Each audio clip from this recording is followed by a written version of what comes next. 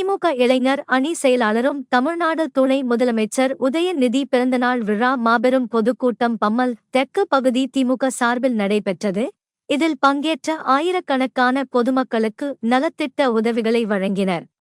செங்கல்பட்டு மாவட்டம் தாம்பரம் மாநகராட்சி 1வது மண்டலம் பம்மல் பகுதியில் திமுக அரசின் சாதனைகள் மற்றும் திமுக இளைஞர் அணி செயலாளரும் தமிழ்நாடு துணை முதலமைச்சர் உதயநிதி பிறந்தநாள் விழா பொதுக்கூட்டம்.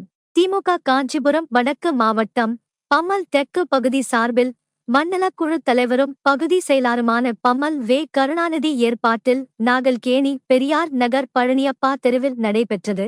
இக்கூட்டத்தில் குறு சிறு மற்றும் நடுத்தர தொழில் நிறுவனங்கள் துறை அமைச்சரும் காஞ்சி வடக்கு மாவட்ட செயலாளர் தாமு அன்பரசன் மற்றும் உயர்கல்வித்துறை அமைச்சரும் மாநில வர்த்தகர் அணி துணை தலைவருமான கோவி செழியன் ஆகியோர் பங்கேற்று சிறப்புரையாற்றினர்.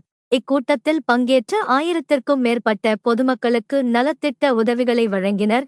இந்நிகழ்ச்சியில் பல்லாவரம் சட்டமன்ற உறுப்பினரும் காஞ்சி வடக்கு மாவட்ட துணை செயலாளருமான ஏ. கருணாநிதி, தாம்பரம் சட்டமன்ற உறுப்பினரும் தாம்பரம் மாநகர செயலாளர் எஸ். ஆர். ராஜா மற்றும் தாம்பரம் மாநகராட்சி துணை மேயரும் மாநகர அவைத் தலைவர் கோ. காமராஜ், தலைமை கழக இளம் பேச்சாளர்கள் மறைமலை நகர் ரிஷி சந்தோஷ் உள்ளிட்ட கட்சி நிர்வாகிகள் பொதுமக்கள் பங்கேற்றனர். மற்ற மாநிலங்கள்ல 30% 40% ஒருவேளை தான் சாப்பிடுறான்.